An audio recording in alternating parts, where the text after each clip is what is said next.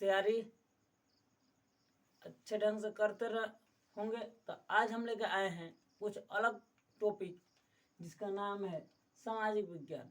सामाजिक विज्ञान आप बहुत जगह पढ़ते होंगे और अपना तैयारी भी करते होंगे। तो आज उसी को अलग ढंग से पढ़ाने के लिए हम संकल्प लिए हैं और आपको समझाने का भी हम संकल्प ले चुके हैं। चलिए, तो ये एक सामाजिक विज्ञान मतलब होता क्या है बता दीजिए। मतलब सामाजिक, अब विज्ञान मतलब समाज के बारे में अध्ययन को ही सामाजिक विज्ञान कहा जाता है। बताइए कि अगर सामाजिक मतलब समाज में हमको क्या क्या चाहिए, समाज में हमको क्या क्या चाहिए, अगर हम किसी समाज में रहते हैं तो उसमें क्या चाहिए। तो कहिएगा कि सर पहले समाज में हम रहने से पहले वहाँ का भूमि होना चाहिए। भूमि होगा तबे समाज में रह सकते हैं। तो भूमि मतलब भूमि होगा। अब भूमि मतलब हो जाएगा भू से हो जाएगा भूगोल। अब बताइए, ये एक हुआ। दूसरा हुआ, और दूसरा क्या चाहिए हमको, और चाहिए कुछ पैसा, तब समाज में रह सकते हैं।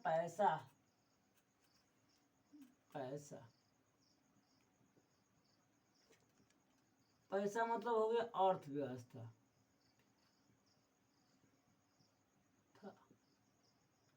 ठीक है, उसके बाद और क्या चाहिए, और चाहिए बाबू इस समाज में रहने के लिए कुछ राजनीतिक चाहिए, कुछ नियम चाहिए, कानून चाहिए। कानून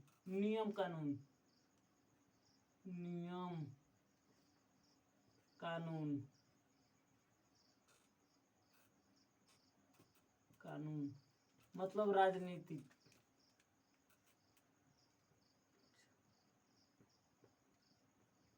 ठीक, और बताइए, जब हम किसी समाज में रहेंगे तो उसका इतिहास बनते जाएगा। इतिहास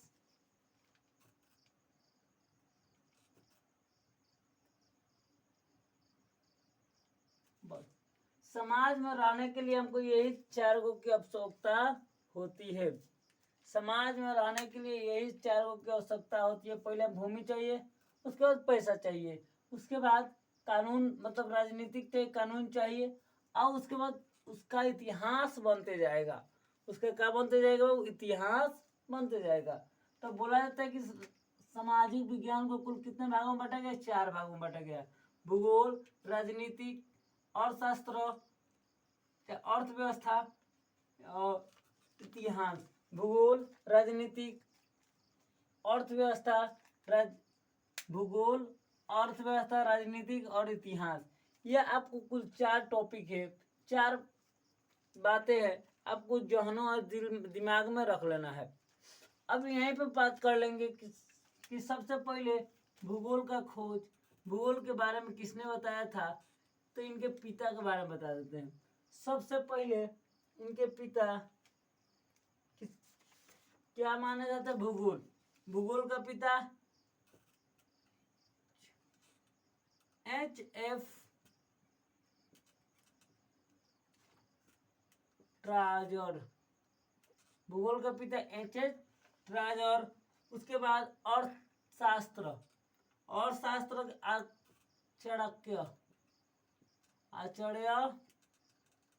चाणक्य ने बताया था। उसके बाद राजनीतिक का पिता अरस्तु।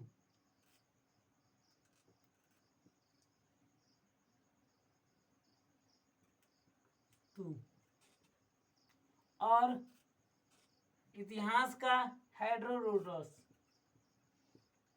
हेरोडोटस। ये इनके पिता के बारे में भी आपको याद होना चाहिए। मतलब कि भूमि मतलब भूगोल को इंग्लिश में क्या कहेंगे, ज्योग्राफी। पैसा मतलब अर्थव्यवस्था मतलब इकोनॉमी। और नियम कानून, राजनीतिक मतलब सिविक्स, पॉलिटिक्स, साइंस, और इतिहास को हम हिस्ट्री बोला जाता है। तो इस सामाजिक विज्ञान को कुल कितने भागों में बांटा गया बाबू? 4 भागों में बांट दिया गया है।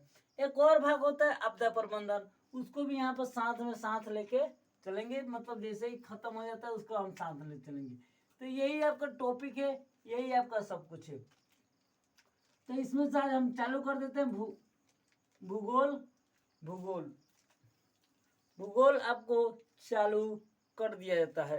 भूगोल आपको चालू कर देते हैं पढ़ाने के लिए, और आपके यहाँ पे बताएंगे कि भूगोल में क्या क्या पढ़ना है, भूगोल के बारे में क्या है, भूगोल को कब कब क्या पढ़ना है भूगोल में, उसके बारे में सब कुछ यहाँ पर जानने का प्रयास करेंगे। चलिए अब देखते हैं बाबू भूगोल मतलब ज्योग्राफी। ये तो था सामाजिक विज्ञान के बारे में, सामाजिक विज्ञान के बारे में। अब देखते हैं भूगोल। भूगोल ज्योग्राफी। अब आते हैं बाबू ज्योग्राफी पे। ज्योग्राफी का मतलब होता है पृथ्वी के बारे में अध्ययन करना। जीओ मतलब पृथ्वी के बारे में अध्ययन करना ही ज्योग्राफी कहलाता है। पृथ्वी के बारे में अध्ययन करना ही ज्योग्राफी कहलाता है। लेकिन हम जब 10वीं में चले गए हैं, क्लास 10th में चले गए हैं, तो इसमें कौन कौन सा चैप्टर पढ़ना है, कौन कौन सा चैप्टर छोड़ देना है, उसके बारे में हम बात कर लेते हैं। तो बाबू ज्योग्राफी का पहला चैप्टर है, पहला आपका चैप्टर है संसाधन एवं विकास। संसाधन एवं विकास बहुत इम्पोर्टेंट चैप्टर है बाबू। ये चैप्टर अगर आप सीख गए, समझ गए, तो आपके आने वाले कुछ प्रश्न होंगे उसको हल कर सकते हैं। संसाधन और विकास, उसका वन एवं वन्यजीव, वन और वन्यजीव जीव। इसके बाद आगे चलते हैं, आगे देखते हैं कि जल संसाधन, जल संसाधन। उसके बाद आगे बढ़ जाते हैं कृषि, कृषि, खनिज और ऊर्जा संसाधन,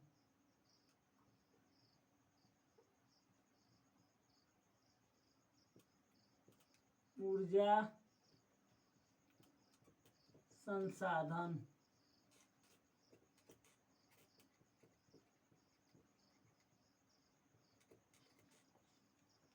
उसके बाद विनिर्माण उद्योग, विनिर्माण उद्योग।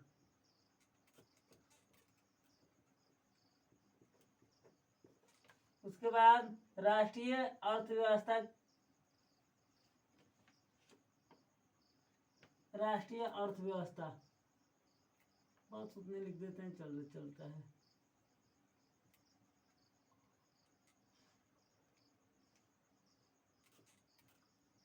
अर्थव्यवस्था।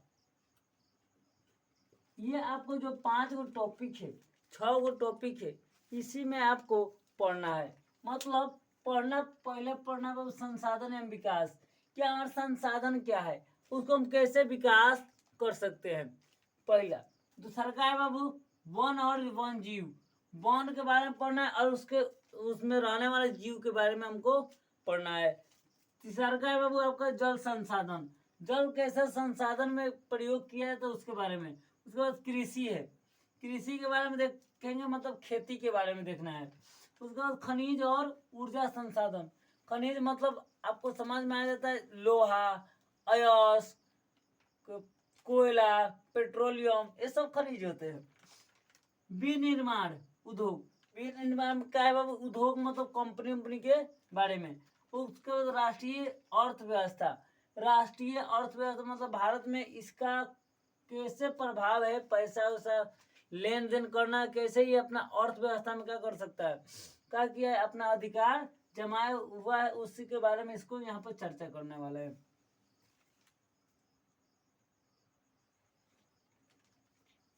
चलिए, ये अब समझ में आ गया होगा कि हम क्या पढ़ने वाले हैं और क्या समझने वाले हैं, कि पहला ये टॉपिक है, दूसरा ये, तीसरा, चौथा, पांचवा, छठा, सातवां, मतलब कुल हम आपको 7 को टॉपिक यहाँ पर नजर आ रहा होगा।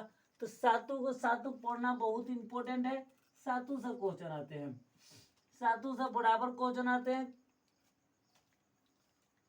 याद रखिएगा, ना कम आते हैं ना ज्यादा आते हैं, बराबर आते हैं। तो सातों का पढ़ना बहुत ज्यादा इंपॉर्टेंट है। तो चलिए पहल का टॉपिक हम चालू कर देते हैं अभी। चलिए, अब भूगोल के बारे में, भूगोल के पिता के बारे में हम बताए थे, दिए थे कि भूगोल का पिता किसे कहा जाता है, एच ऑफ टाफर, टाजर, एच ऑफ टाफर, टाजर को कहा जाता है। उनका पिता का क्या नाम है, एच एफ टाजर नाम है। ज्योग्राफी को, ज्योग्राफी एक दूसरा आदमी, मतलब दूसरा देश का आदमी ने दिए था, उसी को मतलब उसका ज्योग्राफी का मतलब होता है कि पृथ्वी का अध्ययन करना, पृथ्वी को अध्ययन करना ही ज्योग्राफी कहलाता है। चलिए आगे की ओर बढ़ जाते हैं, आगे की ओर देखते हैं। पहला है भू संसाधन एवं विकास, संसाधन एवं विकास। ये क्लास आपको बहुत इंपॉर्टेंट है, क्योंकि यहीं से कई सारे सवाल आपको बनते हुए नजर आएंगे। ये जो क्लास है, आप देखेंगे कि कैसे क्वेश्चन पूछे जाते हैं, कैसे क्वेश्चन बनाए जाते हैं। अब देखेंगे यहाँ पे संसाधन एवं विकास, पहले समझेंगे अब संसाधन क्या है। संसाधन क्या है,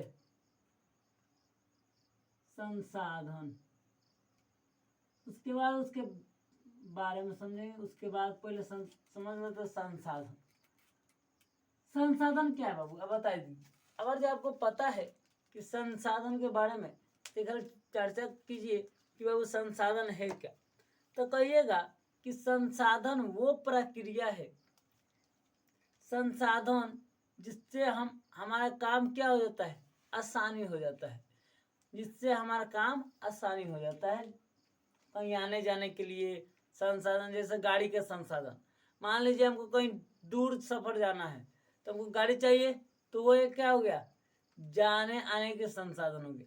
आप अभी जो पढ़ रहे हैं वो भी क्या है, एक संसाधन। किसके जरिए पढ़ रहे हैं, तो नेटवर्क के जरिए पढ़ रहे हैं, मोबाइल के जरिए पढ़ रहे हैं, तो वो भी क्या है, एक संसाधन है। हम इस बोर्ड पर लिख रहे हैं, बोर्ड पे लिख रहे हैं, अगर जो मार्कर ना होता तो इस पर हम लिख पाते, ऐसे ऐसे करते नहीं चलता। तो ये भी लिखने का एक संसाधन है, लिखने का क्या एक संसाधन है। ये जो लाइट अभी जल रहा है, ये भी क्या है, संसाधन। एक संसाधन कैसा है, देखने का संसाधन है। अगर ये ना रहेगा तो हम देख नहीं पाएंगे। तो संसाधन उसे कहते हैं जो हमारे प्राकृतिक में क्या हो, उपलब्ध हो, जो हमारे प्राकृतिक में उपलब्ध हो, तथा उसको बनाने के लिए बहुत कम खर्च लगे, उसको बनाने के लिए बहुत कम खर्च लगे। ये ना कि 5 रुपये का सामान खरीदे, उसको 50 रुपया, 5 रुपये का सामान बेचे, उस पर 50 रुपये का खर्चा आ गया, तो ऐसा नहीं। मतलब कि बहुत कम खर्च हो तथा उसको बनाने में क्या हो सके, आसानी हो सके, उसी को हम संसाधन कहते हैं। उसी को हम क्या बोला जाता है, वो संसाधन बोला जाता है। अब बताइएगा कि संसाधन, जैसे में कोयला, कोयला, कोयला भी एक संसाधन है। कहिए कैसे, कोयला के मदद से बहुत सारे पर काम होते हैं, जैसे ट्रेन पहले चलाया जाता था, पहले क्या चलाया जाता था? ट्रेन, रेलगाड़ी चलती थी पहले, खाना बनता था इससे,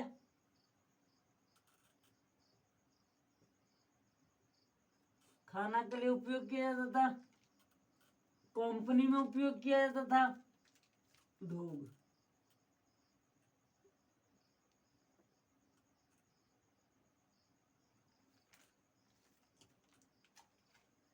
तो इसके लिए ये संसाधन है, रेलगाड़ी के लिए भी है, खाना के लिए भी है, उद्योग के लिए भी है, और तो बहुत सारे कामों के लिए ये उपयोग में लाए जाते हैं। देखिए बाबू, ये जो कोयला है, इसको प्राकृतिक देन है। कोयला जो है वह एक प्राकृतिक देन है, लेकिन इसको निकालने में बहुत कम खर्चा आता है। क्या आता है बाबू? बहुत कम खर्चा आता है, तो इसलिए एक संसाधन है। आया बात समझ में कि नहीं आया? ये एक संसाधन, जैसे पेट्रोलियम भी एक क्या है? संसाधन है, जो प्रकृति में मौजूद होता है। और बताइए संसाधन के बारे में।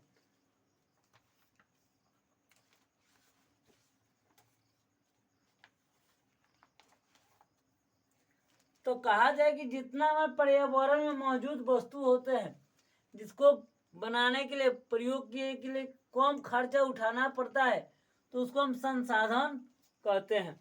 तो उसको हम क्या कहते हैं? वो संसाधन कहते हैं। अब संसाधन कई भागों में बांट दिया गया है। संसाधन को कई भागों में हम बांट देते हैं।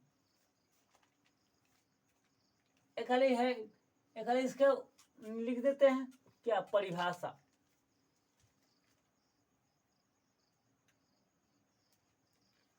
चलिए देखिए, इसका परिभाषा बहुत आसान है। एक बार इस बोर्ड में भी कई बार पूछा जाता है। को संसाधन बोला गया हमारे पर्यावरण में उपलब्ध प्रत्येक वस्तु जो हमारी आवश्यकताओं को पूरा करने में प्रयुक्त की जा सकती है। मतलब कि जितना आप देखते हैं, संसाधन उसी को बोलते हैं जिसको हमारे काम में उसको प्रयोग किया जाए, हमारे आवश्यकताओं के लिए प्रयोग किया जाता है, पूरा करने में प्रयुक्त की जाती है, और जिसको बनाने में प्रौद्योगिक उपलब्ध हो।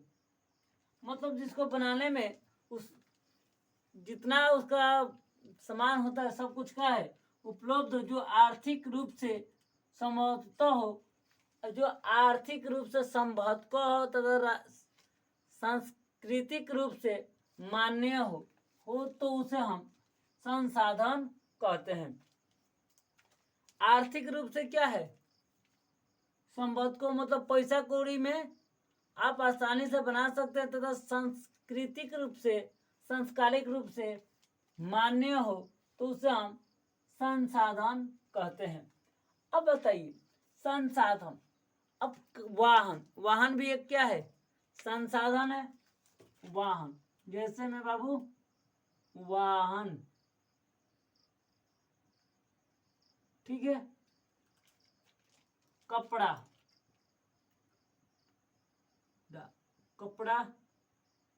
भी आपका क्या है? संसाधन है।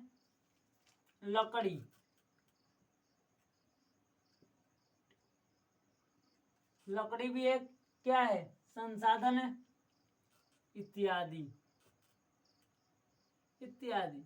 इतना देख लिए तो ये सब अब समझ में आ गया होगा कि संसाधन कहते किससे हैं, जिसके लिए हमारा उपयोग में लाए गए जितना पर्यावरण में है उसी को ला कर हमारी जरूरतों को क्या किया जाए? पूरा किया जाए, तो उसको हम संसाधन कहते हैं। इस पॉइंट पर आते हैं। नेक्स्ट पॉइंट पे बोला गया है कि इन संसाधनों का वर्गीकरण निम्न प्रकार से किया गया है। मतलब इस संसाधन को कई भागों में बांट दिया गया है। संसाधन को कई भागों में क्या कर दिया गया है? बांट दिया गया है। पहला बाबू, उत्पत्ति के आधार पर। बाबू कैसे कुछ उत्पत्ति किया जा सकता है, कैसे वो उत्पत्ति हो सकते हैं, तो उसके आधार पर, उत्पत्ति के आधार पर, ना कि उसको कोई पैदा वैदा न करे, डायरेक्ट उत्पत्ति है प्राकृतिक देन से। तो उस उत्पत्ति के आधार पर, तो उत्पत्ति के आधार पर इसको कितने भागों में बांटा गया? 2 भागों में बांटा गया है। कितने भागों में बांटा गया? 2 भागों में। 2 होते हैं, कौन कौन होते हैं बाबू? पहला होता है जैव संसाधन, जैव, और दूसरा हो जाएगा अजैव। अजैव, पहला बाबू जैव और दूसरा अजैव। तो उत्पत्ति के आधार पर संसाधन को कितने भागों में बांटा गया? 2 भागों में बांटा गया है, जैव संसाधन और अजैव संसाधन। याद रखिएगा, ये ऑब्जेक्टिव में क्वेश्चन पूछे जाते हैं कि उत्पत्ति के आधार पर संसाधन कितने भागों में बांटा गया? तो 2 भागों में बांटा गया है, जैव संसाधन और अजैव संसाधन। समर्पकता के आधार पर संसाधन को कितने भागों में बांटा गया है? समर्पकता के आधार पर संसाधन को कितने भागों में बांटा गया है? याद रखिएगा, इसको भी कितने भागों में बांटा गया? 2 ही भागों में बांटा गया है। 2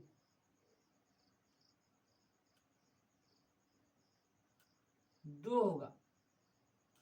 2 भागों में बांटा गया। पहला नवीकरणीय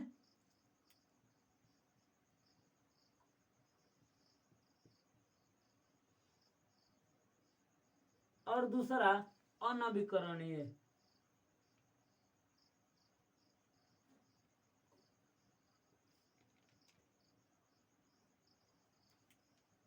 नवीकरणीय और अनवीकरणीय, तो ये भी 2 भागों में बांटा गया है, नवीकरणीय और अनवीकरणीय। तो याद रखिएगा, नवीकरणीय किसे कहते हैं और अनवीकरणीय किसे कहते हैं? नवीकरणीय उसे कहते हैं जो समाप्त न हो, और अनवीकरणीय उसे कहते हैं जो समाप्त हो जाए। जैसे कोयला, वो समाप्त हो सकता है लेकिन प्रकाश समाप्त नहीं हो सकते हैं। वायु मतलब हवा समाप्त नहीं हो सकते हैं। ये होता है नवीकरणीय। अनवीकरणीय अब समझ गए। उसके बाद होता है स्वामिकता के आधार पर। स्वामिकता के आधार पर संसाधन को कितने भागों में बांटा गया है? स्वामिकता के आधार पर संसाधन को कितने भागों में बांटा गया है? बता दीजिए, आज आपको पता होगा तो बाबू स्वामिकता के आधार पर संसाधन को 4 भागों में बांटा गया है। 4 भागों में बांटा गया है। पहला है व्यक्तिगत संसाधन, गत। दूसरा का है सामुदायिक,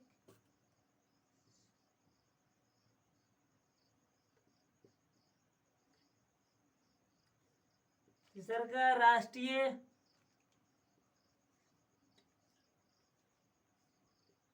और चौथा है अंतरराष्ट्रीय।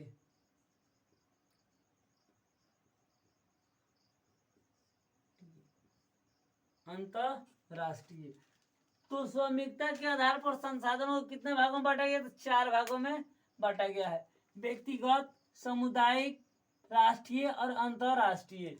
ये आपको याद रखना है। ये क्वेश्चन भी कई बार आपसे पूछा गया है कि स्वामिकता के आधार पर संसाधन को कितने भागों में बांटा गया है।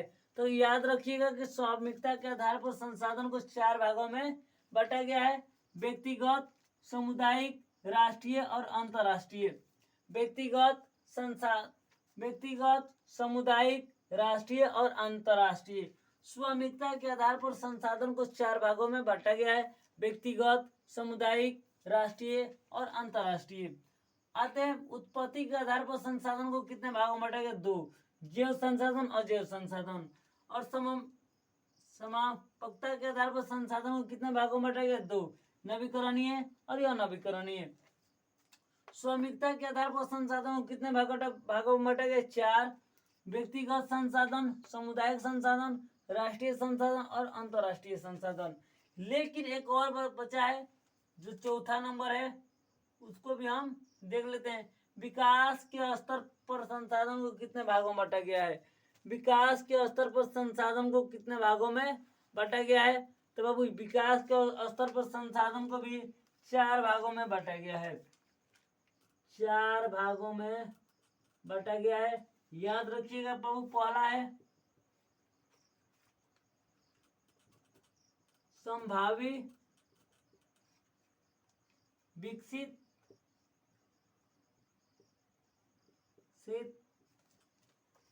के बाद सॉरी 3 भागों में बांटा गया है, 3 भागों में बांटा गया है। संभावित विकसित भंडार और एक और है संचित कोष।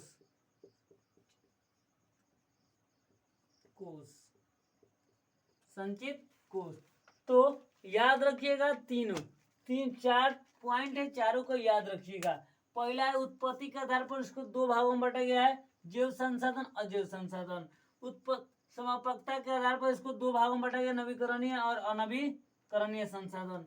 स्वामिकता के आधार पर भी इसको 4 भागों में बांटा गया है, व्यक्तिगत संसाधन, सामुदायिक संसाधन, राष्ट्रीय संसाधन, अंतरराष्ट्रीय संसाधन।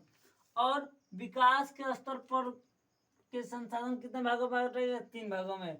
स्वाभाविक संसाधन, विकसित भंडार संसाधन और संचित कोष संसाधन। ये सब आपको संसाधन में देखने को मिल जाएगा। ये सब आपको संसाधन में देखने को मिल जाएगा। बोलिए, अगर जो आपको यहाँ तक तो कोई दिक्कत, कोई परेशानी हुआ होगा तो बताइए। तो इसमें पहला देखेंगे जैव संसाधन और अजैव संसाधन। जैव संसाधन किसे कहते हैं? जो अपरूपी उत्पन्न हो, जैसे हम लोग पेड़ पौधे, तो उसको जैव संसाधन में आ जाएंगे। अजैव में कौन आएंगे? अजैव में कौन आएंगे? जो मानव द्वारा उत्पन्न किया गया हो, जैसे लकड़ी नहीं, लोहा, तांबा, वाहन, जो मानव द्वारा बनाया गया हो। यह प्राकृतिक द्वारा, ये मानव द्वारा। प्राकृतिक द्वारा बनाए गए वस्तु को हम जैव कहते हैं, और मानव द्वारा बनाए गए वस्तु को क्या बोलते हैं? अजैव बोलते हैं। अब आगे देखते हैं नवीकरणीय और अनवीकरणीय। नवीकरणीय मतलब जो खत्म हो जाए और जो खत्म ना हो। जो खत्म हो जाए तो उसको हम नवीकरणीय, और जो खत्म ना हो उसको हम अनवीकरणीय बोलते हैं। चलिए, ये हो गया, ये आपको समझ में आ गया। उसके बाद आता है व्यक्तिगत। व्यक्तिगत मतलब क्या होता है बताइए? व्यक्तिगत मतलब क्या होता है? जिस पर एक व्यक्ति का अधिकार हो उसको हम व्यक्तिगत। सामुदायिक मतलब जिस पे बहुत सारे वस्तु, बहुत एक समाज का अधिकार हो उसको हम सामुदायिक बोलते हैं। राष्ट्रीय मतलब उस पर एक देश का अधिकार हो उसको राष्ट्रीय। और अंतरराष्ट्रीय उसको पूरा विश्व, उस पर पूरा विश्व का अधिकार हो।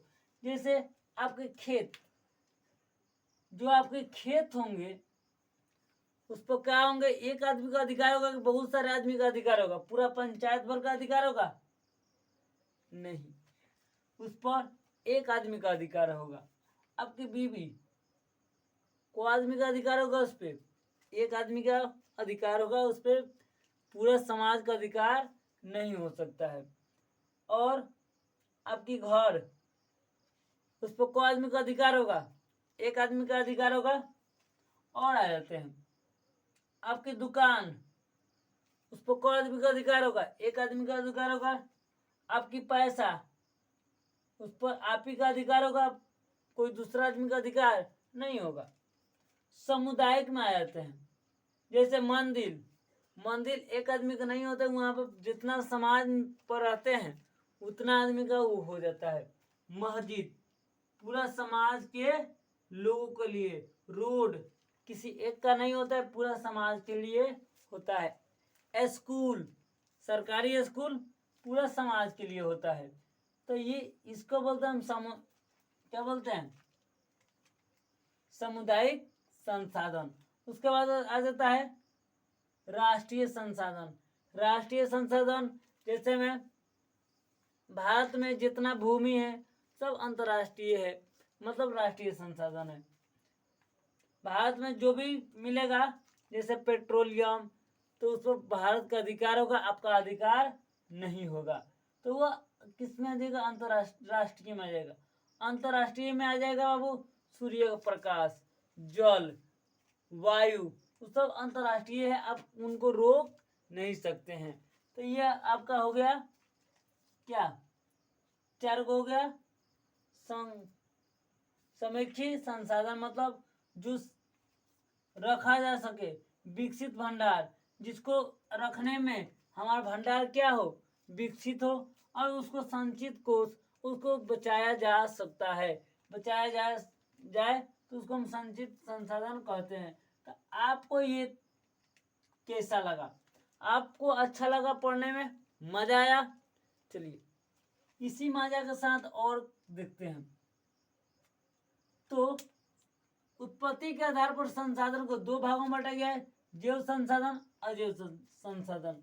समापकता के आधार पर संसाधन को दो भागों में बांटा गया, नवीकरणीय और अनवीकरणीय। स्वामिकता के आधार पर संसाधन को 4 भागों में बांटा गया है, व्यक्तिगत संसाधन, सामुदायिक संसाधन और किसके, राष्ट्रीय संसाधन और अंतरराष्ट्रीय संसाधन। विकास के स्तर पर संसाधन को 4 भागों में बांटा गया है, संभावी संसाधन, संभावी संसाधन, विकसित भंडार और संचित कोष। संभावी मतलब ये होता है ना कि कोई संभव है उसको मिलने का, जैसे पेट्रोलियम कहीं मिल जाए, जैसे मुंबई हाई में पेट्रोलियम मिला है, उसी तरह इसका उपयोग है, कहीं मिल सकता है। संभावी। विकसित कोष, विकसित भंडार, अपने भंडार को विकसित कैसे कर सकते हैं, अपने जितना सोना चांदी जितना क्या है अनाज उसको विकसित कैसे कर सकते हैं। संचित कोष, उसको कैसे बचाया जा सकता है, बहुत कम खर्चा कैसे किया जा सकता है। तो ये था आपका क्या था, भूगोल।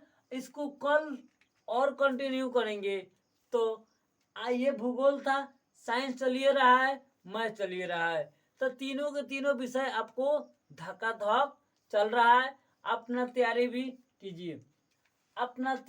कीजिए, और अपना मेहनत रंग लाएगा, एक ना एक दिन जरूर रंग लाएगा। हमारे साथ मिलकर हमारे इस चैनल के माध्यम से आप और अपना तैयारी कर रहे होंगे तो बहुत अच्छा लगता है हमको, और आपको अपना आप तैयारी भी करते रहना चाहिए, क्योंकि समय बहुत कम बचा है। तो ये आप याद रखिएगा, अगर आपको पता नहीं होगा तो यहाँ तो ऑब्जेक्टिव क्वेश्चन कई बार पूछे जाते हैं। कल इसके बारे में और डिटेल में चर्चा करेंगे, और इसके बारे में और आगे की ओर बढ़ने का प्रयास करेंगे। थोड़ा सा जल्दी हम आगे की ओर बढ़ेंगे, कि बहुत सारे बुक हमको क्या करना है, पढ़ाना है। इसलिए तो हम सुबह का समय रखें, लगभग 2 से 3 घंटे आपको पढ़ाएंगे, और अच्छे से पढ़ाएंगे, पूरा धीरे धीरे पढ़ाएंगे, लेकिन आपको समझ में भी आएगा। तो आज के लिए इतने रहने देते हैं, मिलते हैं नेक्स्ट वीडियो में। तब तक के लिए आप तैयारी कीजिए और एक टॉपर के कैटेगरी में आने का प्रयास कीजिए। तो आज के लिए इतने ही रहने देते हैं, तो मिलते हैं नेक्स्ट वीडियो में। चलिए।